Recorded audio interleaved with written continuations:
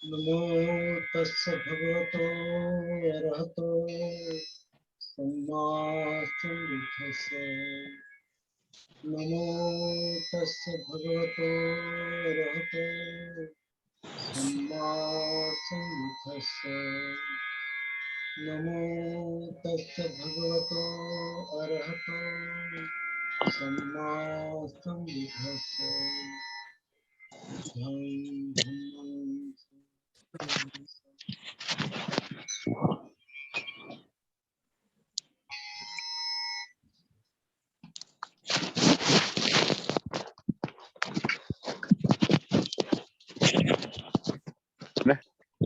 सर्वांना जय भीम, नमो बुद्धाय.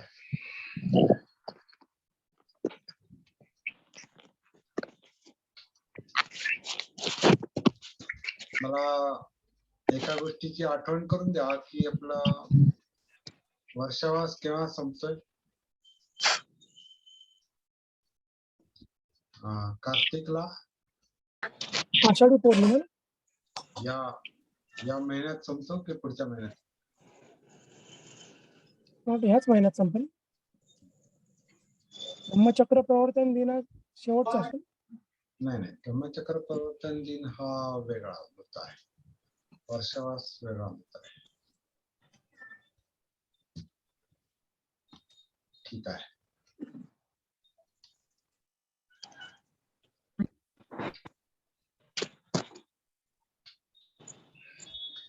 तर या ठिकाणी एक दोन लोक फक्त नवीन आहेत, बाकी सर्व जुने आहेत. सर्व जुन्या नव्यांचं स्वागत आहे आणि येणाऱ्या लोकांचं पण स्वागत आहे या ठिकाणी. आता हा आपला वर्षावास म्हणून चाललेला सती साधनेचा जो सलग कार्यक्रम आहे, सलग सत्र जी आहेत, ही आपली वर्षावास म्हणून आपण आता बंद करणार आहोत काही दिवसानंतर. आणि मग त्याला आपण दुसऱ्या हेडिंग खाली काही आपण सुरू करूया. मुद्दा एकच आहे शेवटी. आपण छोटी छोटी सत्र घेतली काय, किंवा 35 मराठी सत्र घेतली काय, 40 हिंदी सत्र घेतली काय, आणखीन आठवड्याची काही सत्र घेतली काय, किंवा आता वर्षावासची सत्र घेतली काय, किंवा आपण मध्यंतरी ज्या जागृतीच्या कार्यशाळा घेतल्या त्या काय, सगळ्यांचा विषय एकच आहे, तो म्हणजे सती, जागृती, आत्मभान. सगळ्यांचा उद्देश जो आहे तो एकच आहे.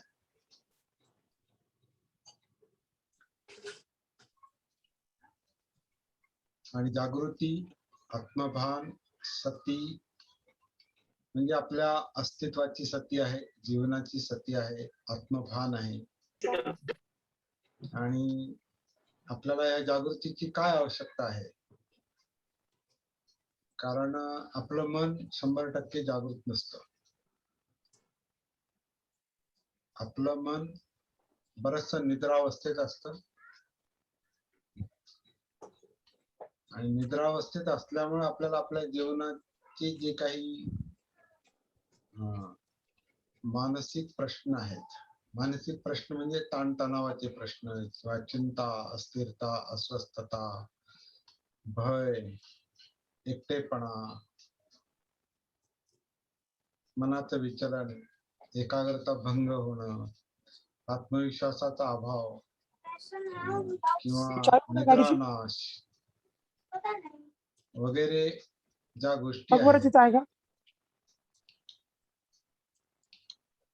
वगैरे ज्या गोष्टी आहेत, त्या गोष्टी आपल्याला म्हणजे हे यांचा जो त्रास आहे,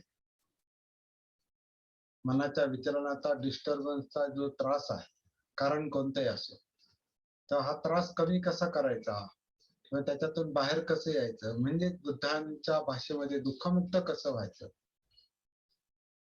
दुःख हे जीवनातलं सत्य जरी असलं, जन्मापासून दुःख बरोबरच असतं, कारण जन्म हे दुःखच आहे. जन्म दुःख आहे, म्हातारपण दुःख आहे, व्याधी म्हणजे आजार दुःख आहे, मृत्यू दुःख आहे, प्रियांचा वियोग दुःख आहे, अप्रियांचा संयोग दुःख आहे, मनासारखं न होणं दुःख आहे. दुःख हे जीवनाचं धम्म आहे, सत्य आहे. दुःख आहेच हे सत्य आहे.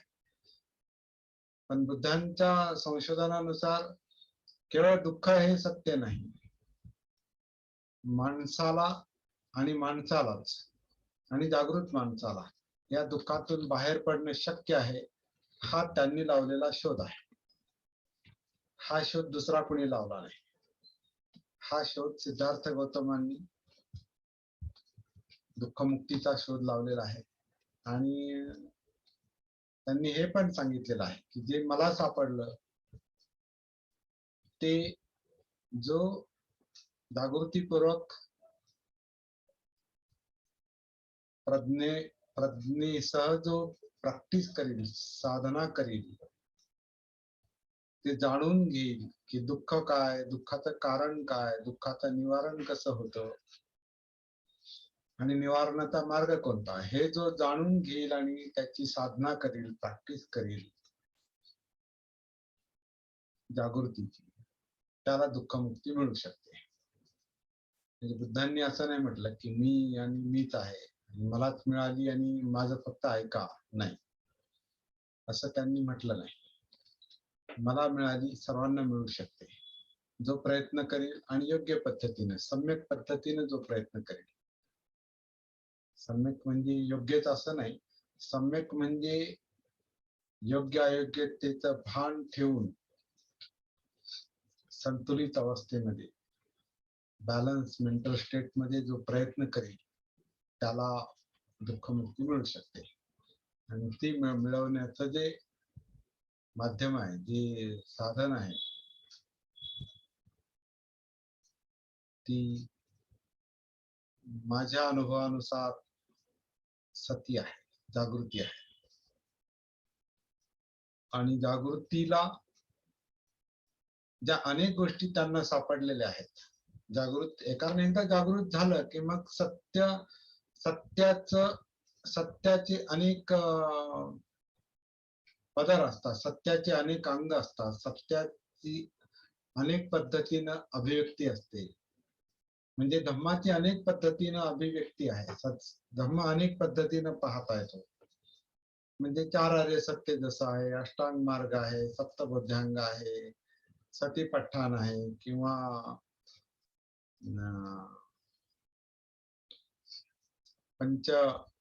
पंचस्कंद आहे, पंचधम्मेंद्रिय आहे, वगैरे वगैरे. म्हणजे एकदा आपण जीवनाशी कनेक्ट झालो की म्हणजे धम्माशी कनेक्ट होतो, सत्याशी कनेक्ट होतो. आणि सत्याशी एकदा कनेक्ट झालो आपण की मग त्यात जे जे काही दिसतं त्याचं विश्लेषण म्हणजे आपण धम्माचं स्पष्टीकरण म्हणतो, ज्याचा मुख्य स्रोत बहुधा त्रिपिटकात सापडतो. शिकवणी ज्या आहेत त्या बहुधा त्रिपिटकामध्ये इतरांनी संकलित केलेल्या आहेत, बुद्धांच्या शिष्यांनी आणि त्यांच्या पुढील वारसदारांनी. त्या 100% बुद्धांच्या जशाच्या तशा असतील असं मानायचं काही कारण नाही. हे तर बाबासाहेबांनी पण लक्षात आणून दिलेलं आहे की आपण चर्चा केली पाहिजे. सत्य काय, असत्य काय याची पडताळणी केली पाहिजे. पडताळणीशिवाय सत्य कधी सत्य नसतं. तसा धम्म आणि अधम्म यातला फरक जाणून घ्यायचा असेल, सत्य असत्यातला फरक जाणून घ्यायचा असेल तर पडताळणी केली पाहिजे आणि ती जागृतीपूर्वक केली पाहिजे. त्याची शहानिशा केली पाहिजे. एखादी गोष्ट वाटते म्हणून तिला सत्य मानू नये, वाटतं म्हणून. एखादी गोष्ट केवळ कोणाकडून ऐकली म्हणून सत्य मानू नये. एखादी गोष्ट खूप मोठा जनसमुदाय त्याला मानतो म्हणून तिला मानू नये, सत्य मानू नये. किंवा एखादी गोष्ट एखादा सांगणारा खूप भारदस्त भाषेमध्ये किंवा वजनदार भाषेमध्ये कौशल्याने मांडतो आणि एक प्रकारचं काय म्हणतात त्याला, एक संमोहित करतो आणि त्याला सामान्य मन अजागृतपणे भाळतं आणि त्याला ते सत्य मानतं. तर ही गोष्ट देखील बुद्धांनी लक्षात आणून दिलेली, की केवळ एखाद्या सांगणारा फार मोहक शब्दामध्ये सांगतो किंवा सांगणारा खूप लोकप्रिय आहे म्हणून त्याचं म्हणणं मान्य करू नका. तर जी गोष्ट आपल्याला अनुभवाला येते, जी गोष्ट आपल्या अनुभवाला पटते, जी गोष्ट आपल्याला आपल्या उद्देशापर्यंत, आणि आपला उद्देश काय, आपल्या जीवनातलं ताणतणाव, यातना, दुःख सगळं मिटलं पाहिजे आणि ते योग्य पद्धतीने त्याचा ते दुःख यातना मिटू शकतात, ज्याला निब्बाण म्हटलेलं आहे, ज्याला दुःखमुक्ती म्हटलेलं आहे. तर हे ध्येय ज्याच्यामुळे साध्य होईल ती गोष्ट धम्म आहे, ती गोष्ट सत्य मानली पाहिजे. आणि याच्यासाठी खूप स्वतःशी प्रामाणिक असण्याची गरज आहे. जो मनुष्य प्रामाणिकपणे, जागृतीपूर्वक, केवळ प्रामाणिकपणे नाही, जागृत प्रामाणिकपणा पाहिजे. प्रामाणिकपणा तर अनेक लोकांमध्ये असतो, परंतु ते जागृतच असतात असं नाही. तर जागृत प्रामाणिकपणे एखादी गोष्ट पडताळून पाहिली पाहिजे आणि मग ती त्यातलं सत्यता असत्यता जाणून घेतली पाहिजे आणि मग तिला मान्य केलं पाहिजे आणि मग त्याचा सराव केला पाहिजे, त्याची प्रॅक्टिस केली पाहिजे आणि आपल्या उद्देशापर्यंत पोहोचलं पाहिजे. हाच मुद्दा बुद्धांनी आलार कालामांना समजावून सांगितला. ऐकल्याबरोबर एखादी गोष्ट मान्य करू नका, पाहिल्याबरोबर एखादी गोष्ट मान्य करू नका, वाटतं म्हणून मान्य करू नका, वगैरे वगैरे 10-11 निकष त्यांनी सांगितलेले आहेत. आणि हीच गोष्ट बाबासाहेबांनी बुद्धांनी त्यांच्या धम्ममध्ये, धम्म म्हणजे काय याच्यामध्ये सांगितलेले आहे. त्याच्यात त्यांनी म्हटलेलं आहे की फार समर्पक शब्द वापरलेला आहे. धम्मग्रंथ प्रमादातीत आहेत, धम्मग्रंथ धर्मग्रंथ प्रमादातीत आहेत असे मानणे अधम्म आहे.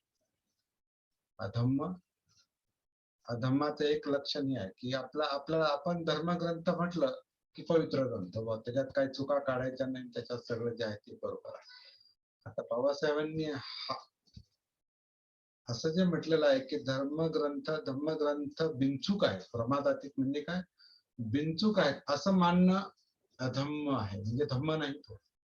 तर आंधळेपणाने एखादी गोष्ट आपण स्वीकारत असू, ग्रंथात लिहिली म्हणून, आणि बाबासाहेबांनी स्वतः आपल्या स्वतःच्या ग्रंथात टाकलेलं, हे पण आपण लक्षात घेऊया.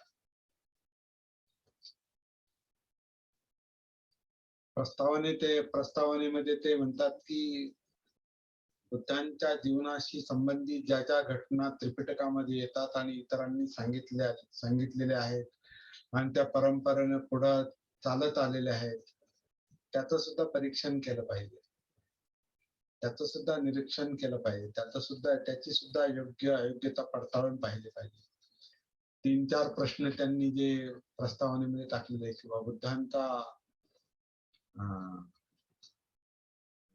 बुद्धांनी पाहिलेली 4 दृश्य, म्हणजे म्हातारा मनुष्य, आजारी मनुष्य, मृतदेह आणि तो साधू, ही 4 दृश्य पाहिली म्हणून गृहत्याग केला. आणि ही दृश्य कधी पाहिली तर 29व्या वर्षी. बाबासाहेबांनी तो प्रश्न निर्माण केलेला आहे की 29व्या वर्षापर्यंत ह्या घटना बुद्धाला, सिद्धार्थ गौतमाला दिसल्या नाहीत, असं कसं शक्य आहे? तोपर्यंत त्यांचं लग्न झालं होतं आणि त्यांना मुलगा पण होता आणि तोपर्यंत त्यांना या घटना दिसल्या नाहीत, मृत्यू दिसला नाही. त्यांची आईच महामाया जन्मानंतर काही दिवसांनी गेली. त्यांच्या जन्मानंतर, सिद्धार्थाच्या जन्मानंतर आईच निधन झालं होतं महामाईचं. आणखीन बऱ्याच घटना त्यांनी पाहिलेल्या आहेत. शिकारीला गेल्यानंतर अनेक प्राणी मेलेले त्यांनी पाहिले असतील. त्यांना असं कसं शक्य त्यांनी मृत्यू पाहिलाच नाही. म्हातारे पाहिले नाही तर किती शेकड्याने अशा घटना दिसतात. म्हातारी माणसं दिसतात आणि म्हाताराग्रस्त पाहिला नाही. आजारी मनुष्य कोणत्याही निमित्ताने मनुष्य आजारी पडतो आणि त्यांनी आजारी मनुष्य 29व्या वर्षापर्यंत पाहिला नाही. तर बाबासाहेबांनी आणि साधू पाहिला म्हणून गृहत्याग केला. तर बाबासाहेब म्हटले याच्यावर चर्चा केली पाहिजे. त्याच्यावर त्यांनी पर्याय जो दिलेला आहे की रोहिणी नदीच्या पाण्याचा जो वाद निर्माण झाला आणि शाक्य आणि कोलियांमध्ये जी काही युद्धजन्य परिस्थिती निर्माण झाली. आता शाक्य म्हणजे वडिलांकडचं कुल आणि कोलिय म्हणजे आईकडचं कुल, म्हणजे आईकडचे लोक आणि वडिलांकडचे लोक यांच्यामध्ये युद्ध. ह्याच्यामध्ये कुणी जिंकलं तरी नात्यातलेच लोक जातात ना, संबंधातलेच लोक जातात. आणि तरी शाक्य संघ म्हणतो की तुला सिद्धार्थ गौतमानंतर तुला याच्यामध्ये युद्धामध्ये सहभागी व्हावा लागेल आणि हे म्हणे नाही मी त्याच्यामध्ये सहभागी होणार नाही, मग तुला शिक्षा भोगावी लागेल. तर काय शिक्षा? तर म्हणे तू जर याच्यामध्ये सहभागी झाला नाही तर मग तुझ्या कुटुंबावर बहिष्कार टाकला जाईल, तुझी संपत्ती जप्त केली जाईल. ते त्याच्यातून तुला वाचायचं असेल तर मग तुला गृहत्याग करावा लागेल, घर सोडून जावं लागेल, नाहीतर मग युद्धात सहभागी हो. ते म्हणजे माझ्या आई वडिलांना त्रास देण्यापेक्षा मी गृहत्याग करतो, मी हे राज्य सोडून जातो. म्हणून बुद्धांनी सिद्धार्थ गौतमांनी राज्यत्याग केलेला आहे. गृहत्याग हा त्याच्या अनुषंगाने झालेला तो परिणाम आहे. मुख्य गोष्ट गृहत्यागाची नाही, मुख्य गोष्ट राज्यत्यागाची आहे. का तर युद्धाला विरोध केला. परंतु विरोधकांनी बहुधा ही गोष्ट बुद्धांना पलायनवादी ठरवण्यासाठी किंवा भित्रा ठरवण्यासाठी किंवा अप्रामाणिक ठरवण्यासाठी त्यांनी असं इतिहासात नोंद केली बहुतेक की ते रात्रीच कोणाला न सांगता यशोधरा आणि पुत्र राहुल आणि बाकी झोपलेले असताना रात्रीचे निघून गेले, गृहत्याग केला नाही. बाबासाहेबांनीही म्हटलेलं आहे की युद्धाचा प्रसंग होता, युद्धात सहभागी होणार नाही असं म्हटल्यामुळे त्यांना शिक्षा दिली गेली आणि राज्यत्याग करायला लावला. आणि राज्यत्यागामध्ये त्यांनी कुटुंबाचा विचार करून त्यांनी राज्यत्याग केलेला आहे. कारण कुटुंबावर जर बहिष्कार टाकला असता शाक्य संघानं तर मग सगळं पेच निर्माण झाला असता, सगळ्यांना त्याचा त्रास झाला असता. म्हणून ते विनंती करतात शाक्य संघाला की माझ्या कुटुंबाला त्रास देऊ नका, त्यापेक्षा मी हे घर सोडून जातो, मी हे राज्य सोडून जातो. घर सोडून जातो म्हणण्यापेक्षा मी हे राज्य सोडून जातो. आणि म्हणून त्यांनी त्या अनुषंगाने गृहत्याग झालेला आहे. पण मुख्य बाब जी आहे ती राज्यत्यागाची आहे. तर बाबासाहेबांनी या गोष्टीवर चर्चा करायला सांगितली. त्यानंतर 4 आर्य सत्यावर चर्चा करायला सांगितलेली आहे. कर्म पुनर्जन्म या विषयावर त्यांनी चर्चा करायला सांगितलेली आहे.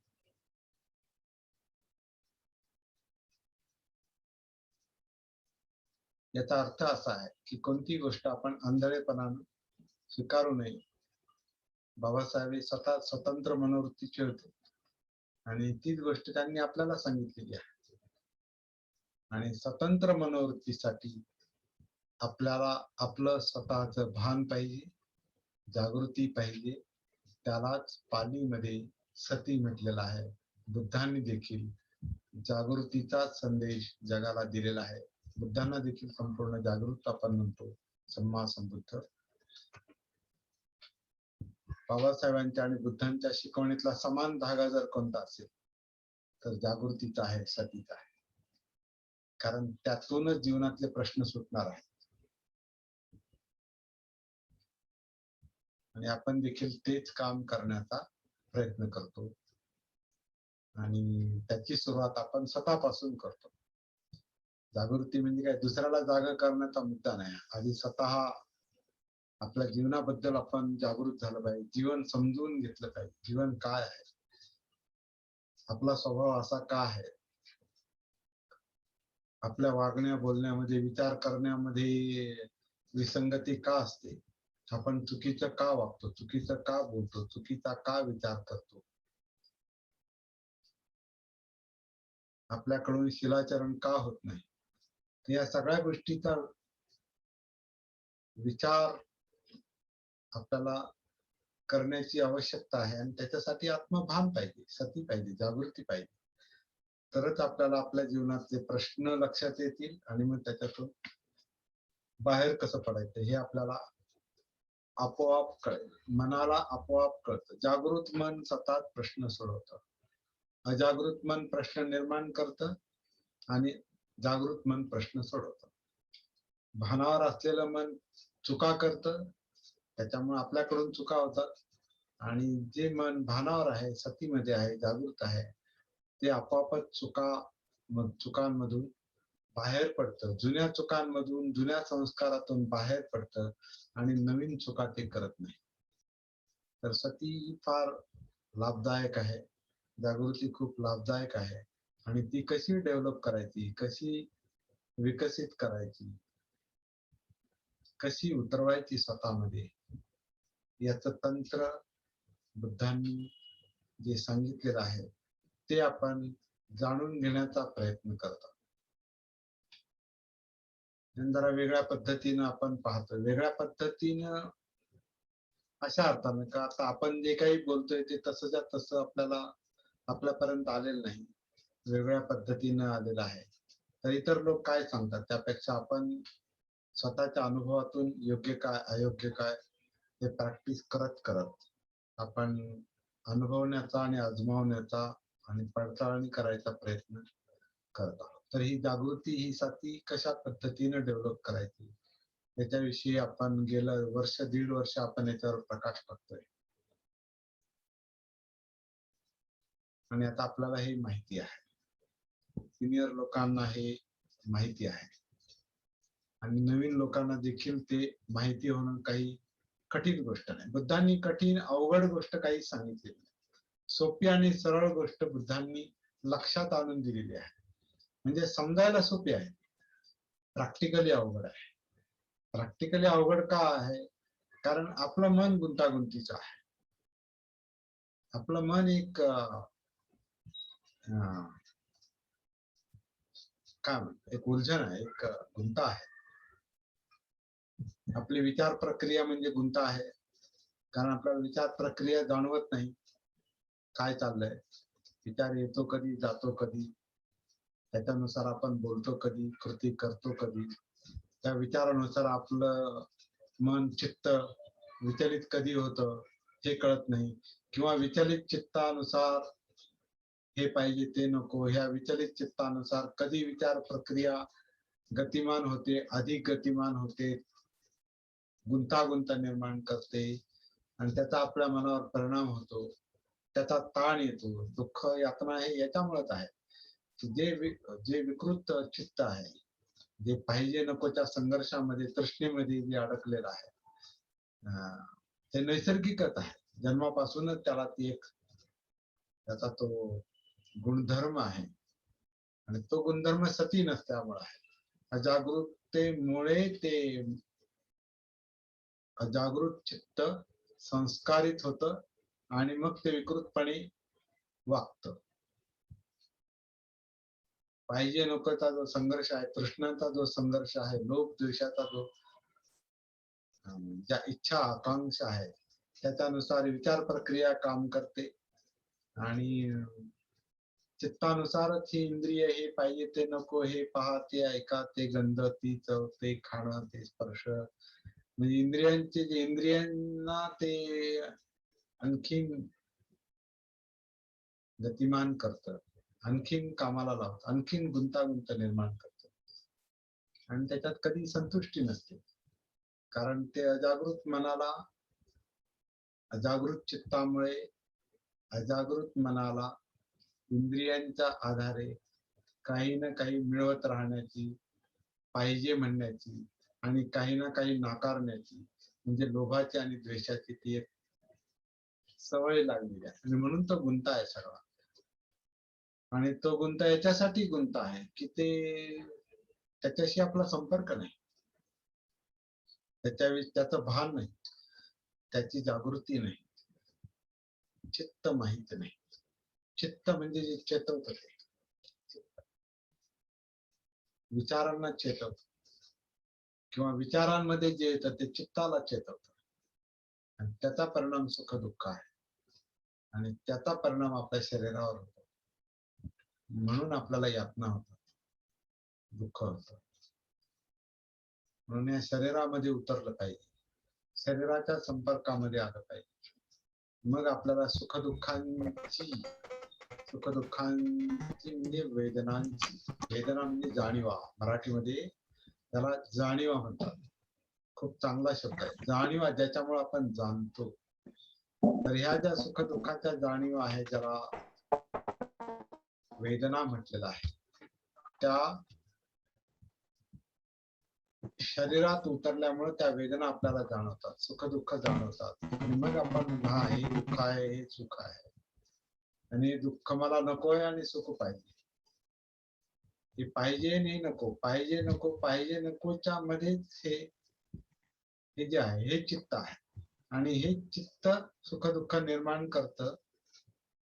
आणि कोणतं चित्त सुख दुःख निर्माण करतं? ज्याच्यामुळे लोभ द्वेष आहे ते. आणि लोभ द्वेष कशामुळं? अजागृत असल्यामुळं. ते चित्ताला स्वतः कळत नाही. अजागृत चित्ताला कळत नाही त्याच्यामध्ये कशामुळे हे लोभ निर्माण होतो, कशामुळे द्वेष निर्माण होतो, किंवा कशामुळे तृष्णा निर्माण होतात, याचं भान, त्याला मोहावस्था म्हटलेलं.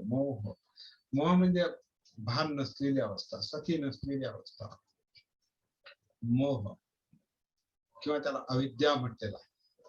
अविद्या, नॉट नोईंग, जाणत नाही, जाणीव नाही, जाणत नाही. ते न जाणल्यामुळे हे चित्त गुंतागुंतीचं बनतं, आणि त्याच्यामुळे गुंतागुंतीची विचार प्रक्रिया सक्रिय होते. किंवा इंद्रियांच्या माध्यमातून काही मनावर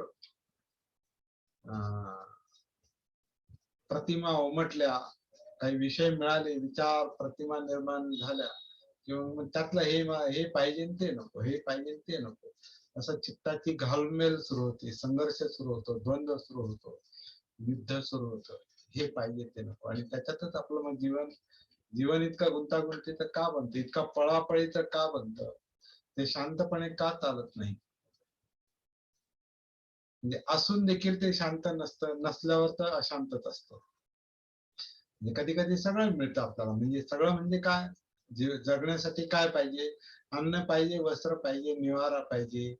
आधुनिक याच्यामुळे तुम्हाला औषध पाणी पाहिजे, किंवा जी काही महत्वाची साधनं आहेत, जसं आता काही मोबाईल किंवा काही कॉम्प्युटर आपल्याला ही गरजेची गोष्ट. म्हणजे अशा काही गोष्टी आपल्याला मिळाल्या म्हणजे पुरेच आहे. परंतु मन तेवढ्यात संतुष्ट राहत नाही. अन्न वस्त्र निवारा आणि औषध पाणी आणि ह्या गरजेच्या गोष्टी जेवढ्या आहेत तेवढ्यात ते मन संतुष्ट राहत नाही. त्याला अधिक पाहिजे, अधिक पाहिजे, आणखीन पाहिजे, खूप पाहिजे, पुष्कळ पाहिजे, अमर्याद पाहिजे. किंवा मग हे कामाचं नाही, हे त्रासदायक आहे, हे हटवा, हे खतम करा, याला हे करा, याला नष्ट करा, याच्यासाठी युद्ध करा, याचं अस्तित्व नष्ट करा. जे पाहिजे त्याचं सांभाळून ठेवा आणि हे नष्ट करा. हे पाहिजे नको म्हणे सगळे हे संघर्ष आहेत, आणि त्याच्यामुळे सगळा गोंधळ आहे. तर हा गोंधळ कमी करायचा असेल तर क्रमाक्रमानं जागृतीची पातळी आपल्याला उंचावत न्यावी लागते, किंवा सखोल न्यावी लागते. आणि ती जागृती आपल्या शरीराची, आधी कायेची जागृती आहे. कायानुसती म्हटलं त्याला. आधी कायेचं भान आलं पाहिजे, कारण कायेमध्ये सर्व आहे, सुख दुःख आहे, चित्त आहे, आणि कायेच्याच ह्या अंगामध्ये मनोधर्म आहे, थिंकिंग प्रोसेस आहे मेंदूमध्ये. आणि या कायेलाच इंद्रिय जोडलेले आहेत, डोळे, कान, नाक आणि जीभ आणि त्वचा, म्हणजे काया स्पर्श करतो. डोळ्यांना दिसतं, कानाला ऐकू येतं, नाकाला गंध, जिभेला चव आणि त्वचेला स्पर्श, आणि म्हणून विषय मिळतात. डोळ्याचे शेकडो हजारो विषय सध्याच्या आणि मागच्या आपल्या गेल्या वयातल्या आयुष्यातले सतत काही ना काही इनपुट चालू असतं, सतत काही ना काही ध्वनी, गंध, चव आणि स्पर्श याचे विषय सतत चाललेले असतात, आणि त्यातले हे पाहिजे ते नको, हे पाहिजे ते नको, हा सगळा गुंत आहे, आणि हा कायेमध्ये आहे. म्हणून, आणि याला धम्म म्हटलेला आहे. हे सगळं जाणणं म्हणजे धम्म जाणणं आहे. धम्म म्हणजे सत्य जाणणं. सत्य म्हणजे काय चाललंय नेमकं आतमध्ये, का त्रास आहे, काय यातना आहे, का दुःख आहे, काय कारण आहे त्याचं, ह्याचं निवारण कसं करायचं, हे सगळं कळणं म्हणजे धम्म आहे. आणि हा धम्म जागृतीला कळतो, म्हणजे बुद्धाला कळतो. बुद्ध म्हणजे जागृती, ज्याला बोध होतो ते बुद्ध. आणि बोध कोणाला होतो? जागृत माणसाला. जागृत मनाला, जागृत चित्ताला बोध होतो. ज्याला बोध होतो त्यालाच प्रश्न कळतो, ज्याला प्रश्न कळतो त्याला प्रश्नाचं कारण, समस्येचं कारण पण कळू शकतं. समस्येचं कारण कळालं तर त्याचं निवारण पण कळू शकतं, आणि दुःख मुक्ती मिळू शकते, तणाव मुक्ती मिळू शकते. त्याला निब्बाण म्हटलेलं आहे, त्याला बुद्धत्व म्हटलेलं आहे. आणि हे कसं प्राप्त करायचं ही बुद्धांची शिकवण आहे. त्याच्यासाठी आधी आपल्याला त्यांनी असं म्हटलेलं आहे, धम्मं कायेन पश्यति, जो धम्म कायेन पाहतो, म्हणजे कायेमध्ये पाहतो. धम्मं कायेन ज्याला जाणवतं, आणि कायेला जाणवतं म्हणजे कोणत्या कायेला जाणवत, कोणत्या शरीराला जाणवत? जिवंत शरीर. कारण जिवंत शरीरामध्ये जाणीव आहे, वेदना आहे, सुख दुःख आहे. त्या वेदना, जाणीवा टॉप टू बॉटम, डोक्यापासून पायापर्यंत संपूर्ण शरीरामधल्या बारीक सारीक वेदना, जाणीवा, सुख दुःखाच्या जाणीवा किंवा मूर्छित जाणीवा ज्या जाणवत नाहीत पण काहीतरी आहे त्याच्यामध्ये, हे ज्याला जाणवेल, जाणीवा ज्याला जाणवतील त्याला दुःखाची पण जाणीव होईल, सुखाची पण जाणीव होईल आणि दुःखाची पण जाणीव होईल. आणि दुःखाची जाणीव झाली म्हणजे प्रश्नाची जाणीव झाली, किंवा हा तणाव काय आहे. म्हणजे समजा आता मला करमत नाही, बोर होतो, आपण नाही का, एकटं वाटतं, एकाकी वाटतं, बोर होतं, आपण काय म्हणतो, चला बोर होतं, इथं फार बोर होतो, मग इथून हे बंद करा आणि दुसऱ्या विषयात जा. पण बोर का होतो, कंटाळा काय येतो, भीती वाटते, इथे भीती वाटते, मग दुसरीकडे चला, हे टाळा, ज्याची भीती वाटते ते टाळा आणि दुसरीकडे लक्ष गुंतवा. पण भीती का वाटते, कशाची भीती? चिंता. कशाची चिंता, कशासाठी चिंता? त्या चिंता कळतच नाही का आहे. चिडचिड, स्पर्धा, एकटेपणाची भीती, कशामुळे? ते त्याच्याकडे पाहिल्यानंतर कळतं. जितकं प्रश्नाला आपण भेटतो, जितक्या प्रश्नामध्ये आपण एकरूप होतो, तितकं त्या प्रश्नाचं स्वरूप लक्षात येतं, त्या प्रश्नाचं, त्या समस्येचं, त्या चिंतेचं, भीतीचं एकाकीपणाचं, बोर होण्याचं, बोरडमचं, कुठलंही दुःख असो, कुठलीही यातना असो, कुठलाही ताण असो, तणाव असो, त्याचं कारण कळतं जर त्याला आपण भिडलो तर. आणि ते सोडून दिलं किंवा तर तसंच राहतं, उलट ते वाढत जातं. आणि बहुतांशी आपल्याला काय सवय असते, टाळायची. मनाला यातना सहन होत नाही, दुःख सहन होत नाही, मग मन त्याला टाळायचा प्रयत्न करतं आणि दुसऱ्या विषयाकडे घेऊन जातं जणू काय. म्हणजे दुसरीकडे ध्यान करा, दुसरीकडे ध्यान लावा, दुसरीकडे मन गुंतवा. ध्यान म्हणजे गुंतवणूक आहे, मन.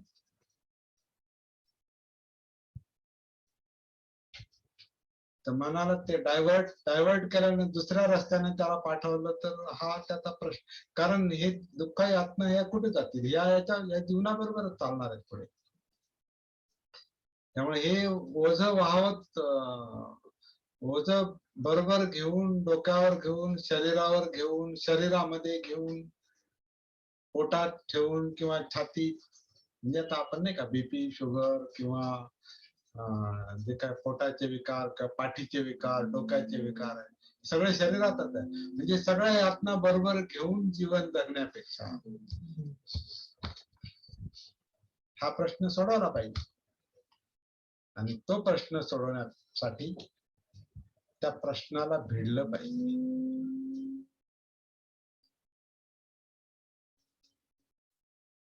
त्या प्रश्नाला भिडलं पाहिजे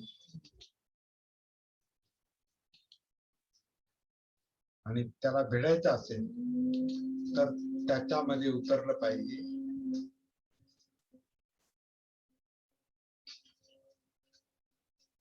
त्याची जाणीव झाली पाहिजे. म्हणजे शरीराची जाणीव झाली पाहिजे, नखशिखांत डोक्यापासून पायापर्यंत शरीरातल्या वेदनांची म्हणजे जाणीवांची जाणीव झाली पाहिजे. म्हणजे सुखदुःखांची जाणीव झाली पाहिजे. सुखदुःखाचं कारण जे चित्त आहे त्या चित्ताची जाणीव झाली पाहिजे. म्हणजे लोक द्वेषाची जाणीव झाली पाहिजे, जे कारण आहे सुखदुःखाचं.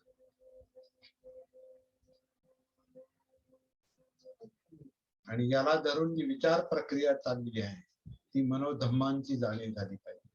म्हणजे काया, वेदना, चित्त आणि मनोधम्म याची आपल्याला जाणीव होण्यासाठी शरीरामध्ये उतरावं लागतं. आणि शरीरामध्ये उतरण्यासाठी आपल्याला श्वासाचा आधार घ्यावा लागतो. म्हणून आनापान सतीपासून सुरुवात करावी लागते. तर ती कशी करायची हे आपण पाहिलेलं आहे. आन अपान म्हणजे श्वास आणि उच्छ्वास,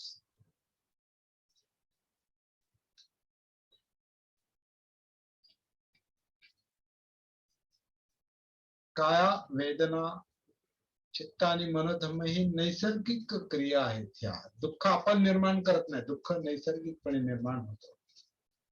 म्हणजे जीवन हे नैसर्गिकच आहे, नैसर्गिकपणे चाललेलं आहे आणि नैसर्गिकपणे त्याच्यावर उपाय योजला जाऊ शकतो आणि नैसर्गिकपणे दुःखमुक्ती मिळू शकते. म्हणून आपल्याला श्वासाच्या आधारे जेव्हा आपल्याला आपल्या कायेमध्ये उतरायचं, कायेच्या संपर्कात यायचं, कारण ही काया हे शरीरच आनापान करतं ना. श्वास कुठून बाहेरून आत येत नाही, हे शरीर आतमध्ये श्वास घेत जणू काय. आणि आता या क्षणी आपण अनुभवू शकता, आत्ता आपलं शरीर नैसर्गिकपणे श्वास आत घेत. श्वास बाहेरून आत पाठवला जात नाही किंवा आपण घेत नाही, घेण्याची गरजच नाही. आपण घेतला काय, नाही घेतला काय, शांत जरी बसून राहिलो, जागे असलो किंवा झोपेत असलो किंवा आता या क्षणी आपण शांत बसून राहिलो, तर हे शरीर आपोआप नैसर्गिकपणे श्वास आत घेत आहे, बाहेर सोडित आहे. म्हणून आपल्या पोटाची हालचाल चालू आहे, छातीची हालचाल चालू आहे, पाठीची हालचाल चालू आहे, या संपूर्ण धडाचं आकुंचन प्रसरण चालू आहे.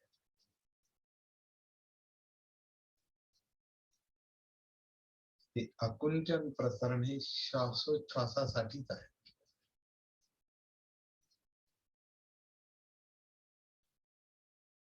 छाती आणि पोट याच्यामध्ये जो श्वासपटल पडदा आहे त्याचं पण आकुंचन प्रसरण आतमध्ये चालू आहे. नाभीच्या पाठीमागे, पोटामध्ये नाभीच्या पाठीमागे काहीतरी असं आहे जेणेकरून एक आकुंचन प्रसरण ओढाताण चालू आहे. त्याच्यामुळे आकुंचन प्रसरण होतं. श्वासपटलाचं, छातीचं आणि पोकळी निर्माण होते म्हणून हवा आत येते. प्रसरण झालं की हवा बाहेर जाते. यालाच आपण आन आणि अपान म्हणतो. श्वास आणि उच्छ्वास आणि नैसर्गिकपणे चालू आहे. हा नैसर्गिक श्वास जाणवणं म्हणजे याचं भान असणं, याची सती असणं, याला अनापान सती म्हटलेलं आहे. आणि निरंतर चालणारं काम आहे. या क्षणी चालू आहे आता. म्हणजे अनापान सती हे काय आधी आणि नंतर मागे पुढे पाहण्याचं काम नाही. जागृती सती हे या क्षणी पाहण्याचं काम आहे. आता वर्तमानातलं काम.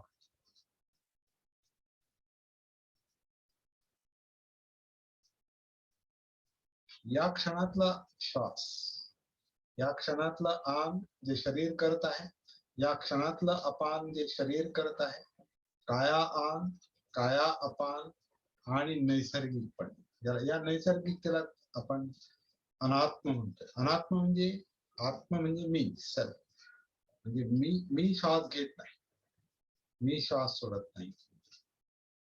हे शरीर, ही काया आपोआप नैसर्गिकपणे आत्ता वर्तमानामध्ये एक तर श्वास बाहेर सोडत आहे, जसं आता मी बोलतोय आणि श्वास बाहेर चालत आहे.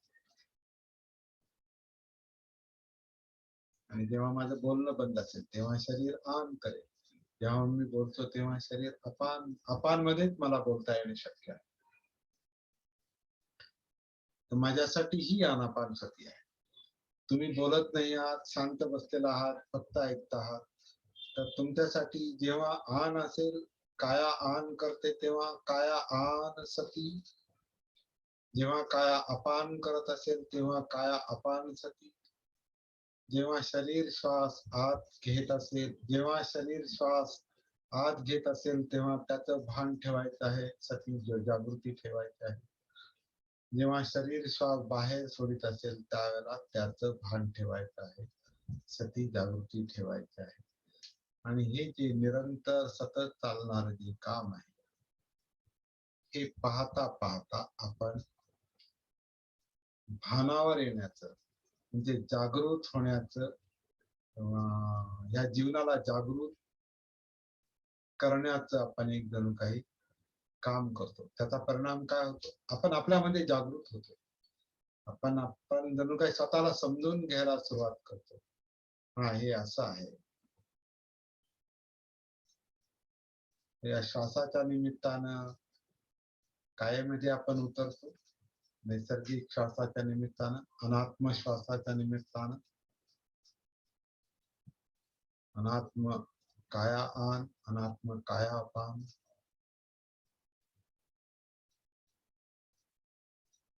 सती साधनेची ही पहिली पायरी आहे. श्वासाच्या आधारे कायमध्ये उतर. ही पहिली पायरी ज्याला लक्षात येईल आणि ज्याला जमेल,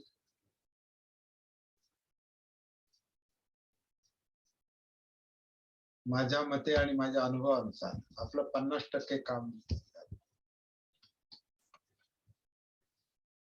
50% काम का झालं? कारण आपण स्वतःच्या संपर्कात आलो, जीवनाच्या संपर्कात आलो. कायेच्या संपर्कात आलो. कारण ही काया म्हणजे ही जिवंत काया आहे. आपली ही काया बॉडी काया ही जिवंत काया आहे. जिवंत कायेच्या संपर्कात आपण येतो आणि जिवंत कायेमध्ये जाणीव आहे. म्हणजे जेव्हा आपण शरीराच्या संपर्कात येतो ह्या नैसर्गिक आनापानच्या निमित्तानं कायेच्या संपर्कात आलो की आपण जाणीवांच्या पण संपर्कात येतो. त्या जाणीवा म्हणजे जिवंतपणाचा आहे. जाणवतं काहीतरी जाणवतं. आता ही जाणीव श्वासामध्ये पण आहे. कारण शरीर श्वास आत घेत हे जाणवतं, शरीर श्वास बाहेर सोडतं हे जाणवतं. म्हणजे सगळा जाणीवांचाच अभ्यास आहे, सगळा जाणीवांचाच बोध आहे, जाणीवांचंच भान ठेवायचं आहे. मग ती श्वासातली असो, कायातली असो, चित्तातली असो किंवा विचारातली असो, पाहण्यातली असो, ऐकण्यातली असो, गंध असो, चव असो किंवा स्पर्श असो, आपलं जीवन हे जिवंतपणा ह्या जाणीवा अनुभव घेत प्रत्येक जाणीवेचं आपल्याला जेव्हा भान येतं संपूर्ण नखशिखांत डोक्यापासून पायापर्यंत, जेव्हा आपल्याला भान येतं तेव्हा ती एक संपूर्ण जागृतीची अवस्था असणार आहे. आणि त्याच्यासाठी आपल्याला हा प्रयत्न करावा लागतो. कारण हा प्रयत्न करता करताच आपल्याला जीवनाचा, दुःखाचा, यातनाचा, तणावाचा मुद्दा लक्षात येतो, समस्या लक्षात येते, त्याचं कारण लक्षात येतं, त्याचं निवारण लक्षात येतं आणि आपल्या जीवनाचा जो हेतू आहे तो आपल्याला साध्य करता येतो. म्हणून पहिला टप्पा जो आहे हा आनापान सतीचा आहे आणि काया आनापान सतीचा आहे.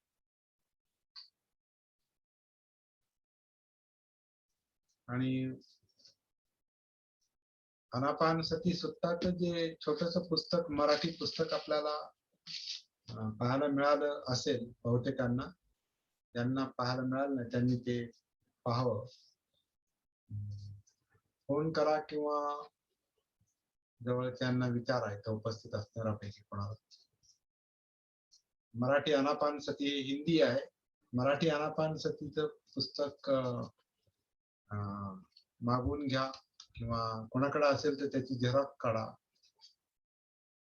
त्याच्यामध्ये हे टप्पे सांगितले नाही जे आपण आता चर्चा केली ते त्याच्यामध्ये सांगितलं नाही. तर आनापान सती सुत्तामध्ये ही पहिली लेवल म्हणजे आनापान सतीतून कायेमध्ये उतरणं आणि कायेमध्ये उतरल्यानंतर काया वेदना चित्त मनोधम म्हणजे सतीपठ्ठान, सतीचं प्रस्थान, जागृतीचं प्रस्थान म्हणजे पुढे पुढे जाणे. तर कशी पुढे जाते ती? आनापानच्या आधारे कायेतून जाणीवांमध्ये म्हणजे वेदनांमध्ये, वेदनांचं कारण चित्त आणि चित्तात त्याचं स्पष्टीकरण मनोधर्मामध्ये. ही अशा पद्धतीने काया वेदना चित्त मनोधर्म याच्यातून ती जागृती सती पुढे जाते. म्हणून सतीपठ्ठान ही दुसरी पायरी आहे. आणि तिसऱ्या पायरीमध्ये प्रत्यक्ष दुःखमुक्तीची प्रोसेस आहे, प्रक्रिया आहे. त्याला सप्तबुद्धांग म्हटलेला आहे.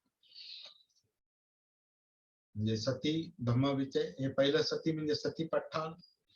धम्मविचय म्हणजे आतमध्ये जागृतीला जे जे काही जाणवतं, जो कार्यकारण भाव जाणवतो, जो प्रत्यक्ष समुत्पाद जाणवतो, जे काही जाणवतं, जो धम्म जाणवतो, त्या धम्माचा विषय म्हणजे त्याचे एक योग्य कोणतं अयोग्य कोणतं हे कळतं, सतीला जागृतीला कळतं. आणि त्याच्यामुळे जेव्हा प्रश्न सुटायला सुरुवात होते, तणाव कमी व्हायला सुरुवात होते, दुःख मुक्तीची प्रक्रिया सुरू झाली की शक्ती मुक्त होते. त्याला वीर्य म्हटलेलं आहे. ऊर्जा आहे, ऊर्जा मोकळी होते. जी दुःख यातनामध्ये कुंठित होते ती दुःख मुक्तीमध्ये मुक्त व्हायला सुरुवात होते आणि ती आपल्याला जाणवते, त्याची जाणीव होते. त्याच्यामुळे अत्यानंद होतो, त्याला प्रीती म्हटलेला आहे.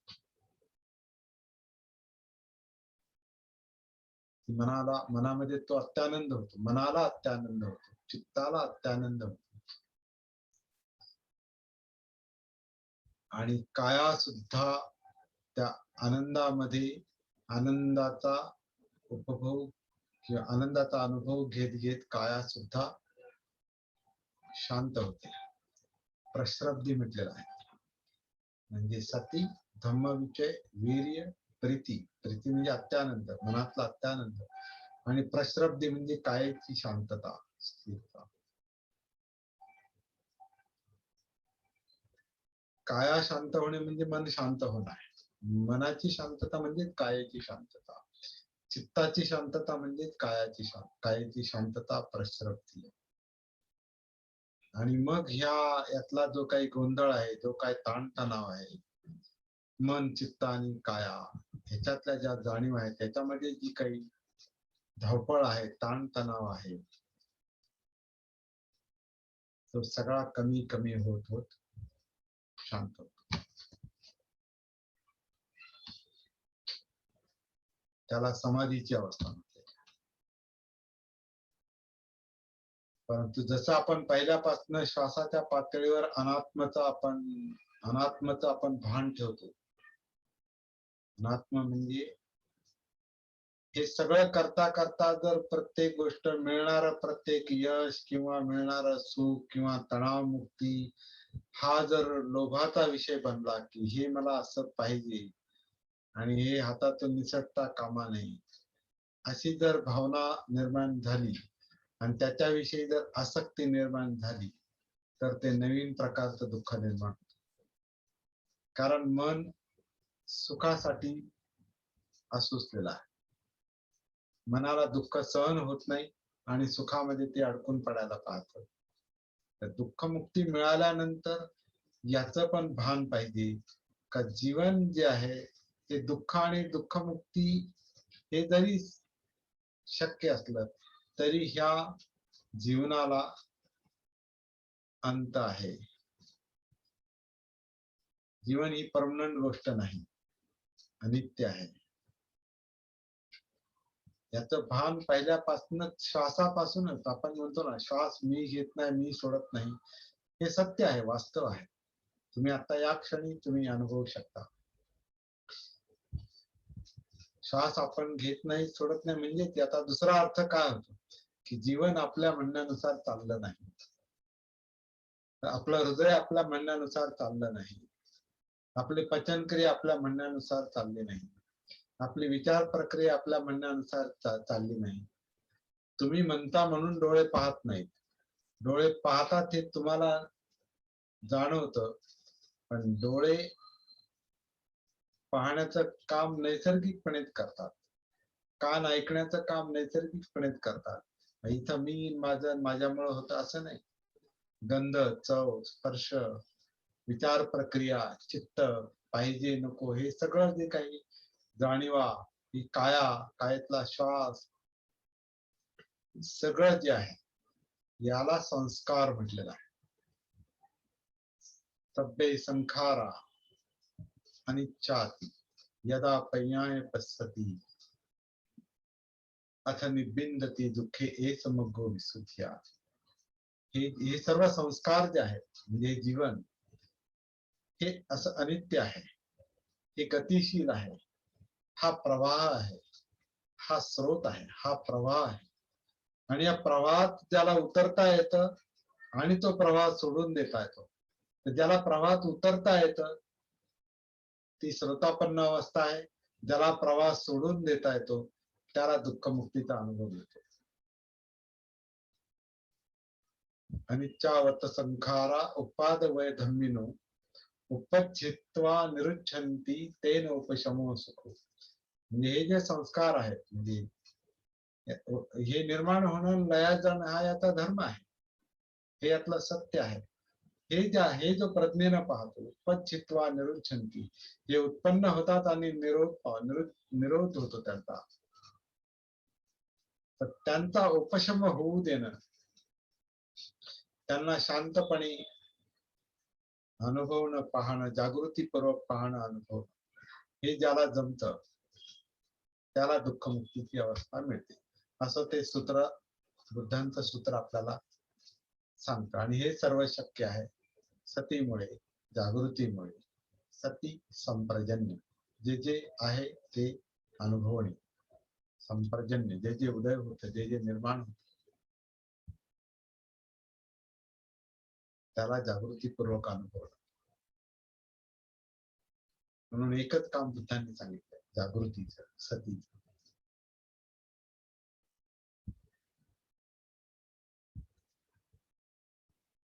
त्या जागृतीमुळे जीवन कळेल, म्हणजे संस्कार कळतील, संस्कारातली गती कळेल, जीवनाची गती कळेल, अनित्यता कळेल, त्याचा निर्माण होणं, लयात जाणं कळेल. आणि सगळ्यात महत्वाचं म्हणजे अनात्मबोध आहे. अनात्म म्हणजे जिथं मीपणा असतो, मी भाव असतो, तिथं गर्विष्ठपणा येतो, तिथं धरून ठेवण्याचा प्रकार येतो. धारणा, ध्यान करतं ते, मग तिथं धरून ठेवतो आपण. आणि जिथं धरून ठेवतो तिथं आसक्ती आहे, तिथं आसक्ती आहे तिथं दुःख आहे. म्हणून ज्याला सोडता येतं, म्हणजे मुक्त जीवन ज्याला जगता येतं, ज्याचं मन स्वतंत्र आहे. बाबासाहेबांनी पण म्हटलं, मनाचं स्वातंत्र्य हीच खरी जिवंतपणाची साक्ष आहे. ज्याचं मन स्वतंत्र आहे, जीवन जसं आहे तसं तो स्वीकारतो. पण आपल्याला दुःख होतं ना, आपण म्हणतो नाही नाही मला दुःख नको. आपल्याला सुख होतं, नाही नाही मला सुख पाहिजे, कायमचं पाहिजे. दुःख नको आणि सुख पाहिजे, असं कधी होत नाही. सुख आणि दुःख, यश अपयश, निंदा स्तुती, लाभ हानी, सुख दुःख हे सातत्यानं म्हणजे एकाच नाण्याच्या दोन बाजू आहेत. आणि हे अनुभव ज्याला स्वीकारता येतात जागृतपणे आणि अनात्मबोधाने, त्याला दुःखमुक्तीची निब्बाणाची अवस्था प्राप्त होते, असं हे सूत्र आपल्याला सांगतं. ही सर्व विद्या, ही सर्व बोध, हा सर्व बोध आपल्याला त्या जागृतीच्या अभ्यासानं होतो, सतीच्या अभ्यासानं होतो.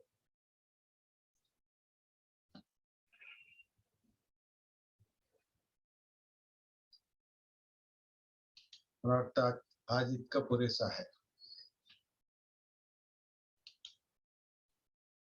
कोणाचे काही प्रश्न असतील तर त्यांनी माईक ओपन करावा, व्हिडिओ ओपन करावा.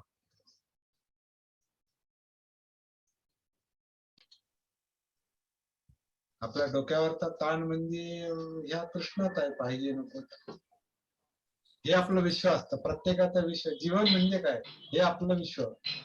आणि आपण त्याचा फारसा विचार करत नाही, बा इथे का आहे, हे तिथे का आहे, किंवा मी असा विचार का करतो, हा विचार माझ्या मनात का येतो, ही भावना माझ्या मनात का येते, याचा कधी आपण विचार करत नाही. जनरली येते आणि जाते, त्याचा विचार करत नाही, कारण स्वतःच भान नाही, स्वतःची सती नाही. त्याच्यामुळे शेकडो हजारो लाखो विचार येतात जातात, ते तणाव पण निर्माण करतात, दुःखही निर्माण करतात. आपण फक्त दुःख भोगत राहतो. सुख पाहिजे, ते दुःख नको म्हणून सुख पाहिजे याच्यासाठी धडपड करतो. ते तात्पुरतं सुख मिळतं, ते परत जातात, परत दुःख त्याच्या पाठीमागे येतं, कारण ते सुख टिकून राहत नाही, है ना. मग हे ज्या गोष्टी आपल्याला अतिरिक्त धावपळ करायला लावतात, विचार करायला लावतात, पळापळ करायला लावतात, त्याच्यामध्ये या जागृतीमुळे, सतीमुळे आपोआपच एक प्रकारचं रिडक्शन, म्हणजे कमी कमी कमी होत जातं. ते आपोआप आपलं जीवन सुटसुटीत बनतं, सुरळीत बनतं. जीवनामध्ये एक प्रकारची स्थिरता येते. ज्या आवश्यक गोष्टी त्या आपण करतो, पण त्याच्यामधली एक काय म्हणतात, आपली वसवस आपली संपते, कमी होते.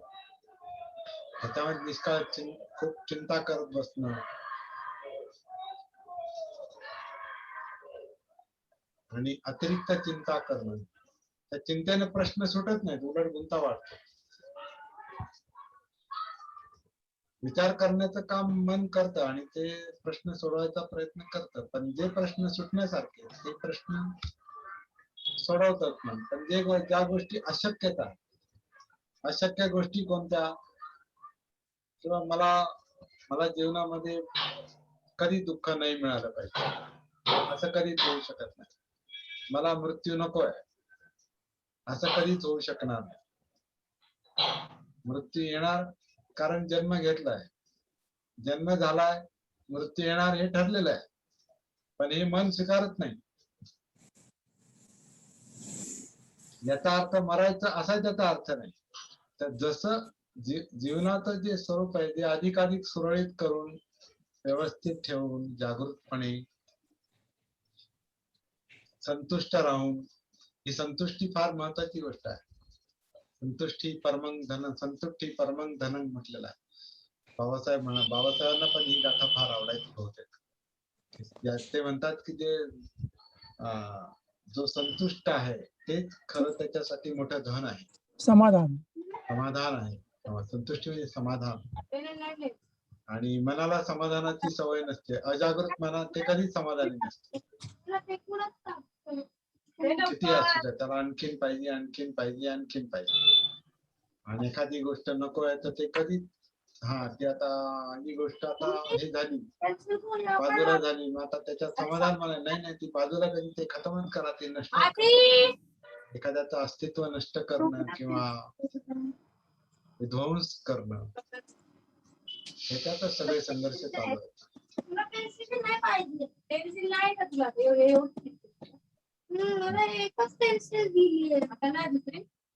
संघर्षाचं कारण भीती पण आहे. भीती. भय. मग ते भय सुद्धा बऱ्याच वेळेला अकारण भय असतं. कधी कधी भीती फक्त मानसिक असते, त्याच्यात वास्तव असतच असतात. तर का बरेच लोक काही गोष्टींना घाबरतात.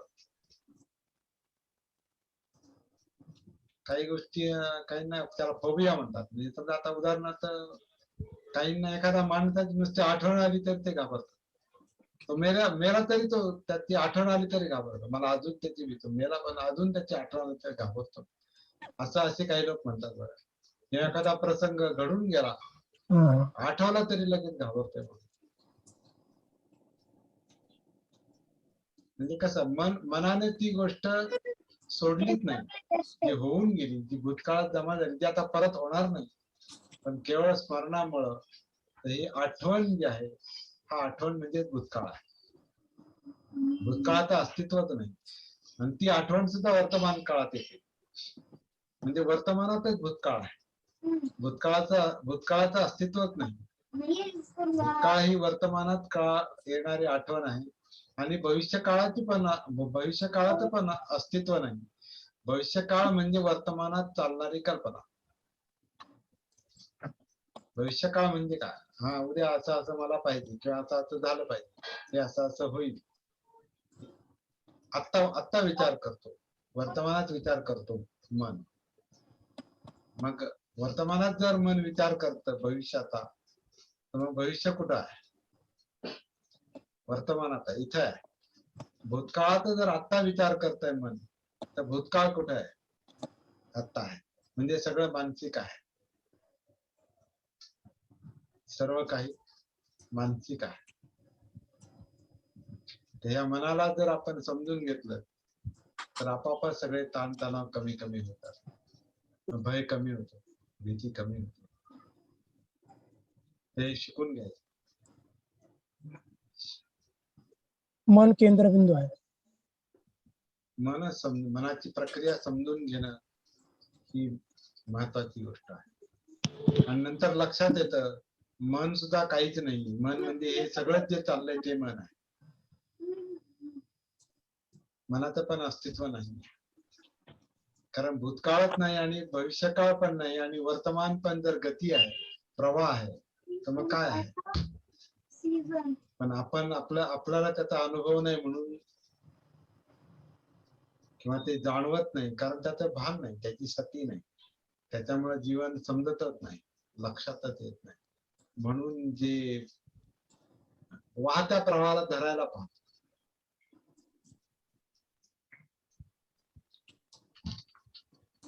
पाणी हातात धरायला पाहतो. काय पाणी हातात धरू शकतो का? ते तुम्ही काल फेसबुकवर पाठवलं माकड, ते पाण्याचा नळाला पकडते. तर तसंच आहे ते, तसंच आहे. मी फेसबुकवर एक हे टाकलं, पोस्ट टाकली, व्हिडिओ. नळातून पाणी पडतंय आणि ते माकड त्या पाण्याला धरायला पाहतंय. ह्या हाताने नाही तर मग ह्या हाताने, ह्या हाताने नाही तर ह्या हाताने. आणि लहान माकड आहे आणि ते जरा तर धरायचा प्रयत्न करत. तर असंच चाललेलं आहे ना मनात. जे प्रवाहित आहे ते हातात पाहिजे.